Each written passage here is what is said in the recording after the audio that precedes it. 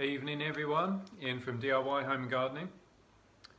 So, start of another video because today I received two items in the post. One which I've already done a video on, and the other item is in here. So I pick and choose where I source stuff from.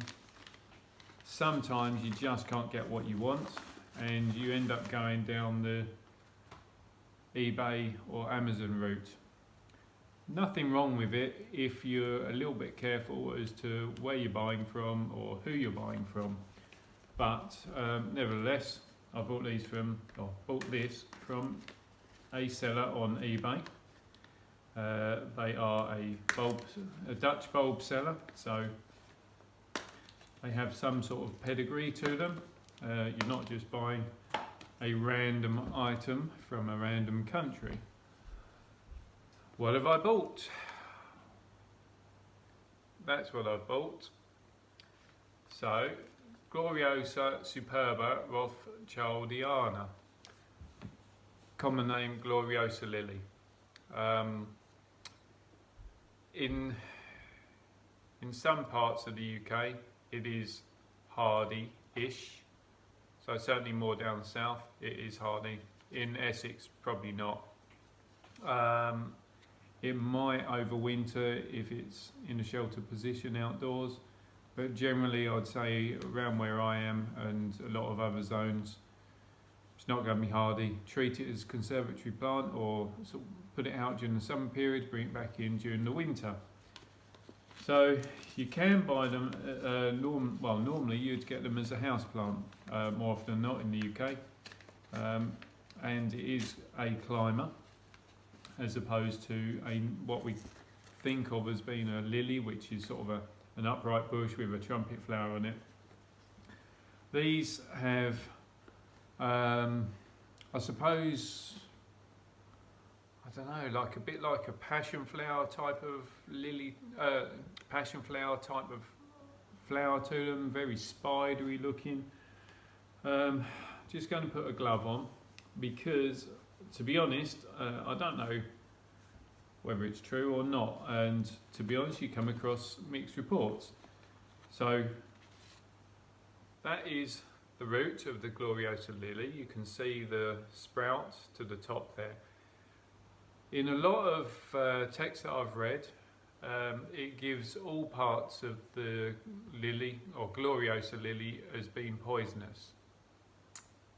However, and this is a big however because I've no idea, I've also read a lot of documents about its medicinal use, certainly how it's been used previously in Victorian era for varying treatments of stomach illness or stomach issues and whatnot. The Victorians weren't exactly known for being super accurate on using things. You know, they were still a little bit backwards on a lot of these things. So I think I'm probably more inclined to believe the modern day texts which say that it is poisonous. So, whilst I'm handling the tuber, just to be on the safe side, I'm using a glove, which seems a bit random. So it becomes quite a vigorous climber. So what I'm going into, now I'll put some compost in, I'm putting this straight into a 2 litre pot and filling up with normal multi-purpose compost. Let me just redirect a little bit, make it easier. I think, to be honest, this camera holder is about the best thing I ever bought because it's so functional. Anyway, make sure you get the eye facing upwards. Position so it is kind of, well, going to be level with the top of your soil, and then just backfill around it and just firm around.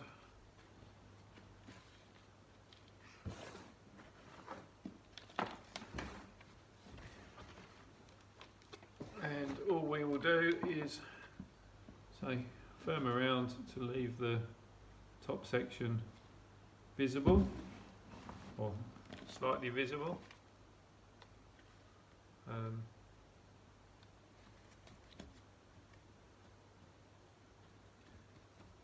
And again, from having not grown these before, well, I take that back.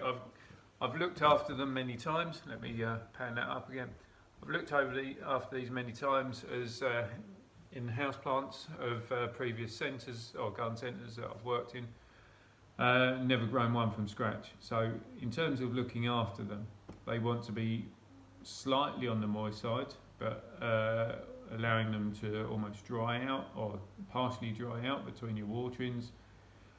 In the growing season, they want to be kept slightly on the moist side, but with regular feeding, sort of every week. Otherwise, you tend to find that the flowers drop quite quickly and the foliage goes fairly washed out yellow in colour. So it is a vigorous climber. To start them off, so this is it finished, by the way. Nothing too technical with that, straightforward planting. Start them off, I'm just going to keep it on the dry side. I'll give it a watering in a minute or two once I've finished chatting to you guys, but I'll literally just give it a light watering just so the tuber can get suck in a bit of moisture from the compost. And then, quite frankly, I'm going to do nothing until I see some decent root formation, which will come out the base of the pots until I see the top growth on there. So that is basically me done. It's a wait and see job, I'm afraid. So I'll get back to you when something starts happening.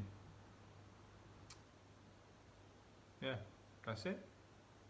See you soon.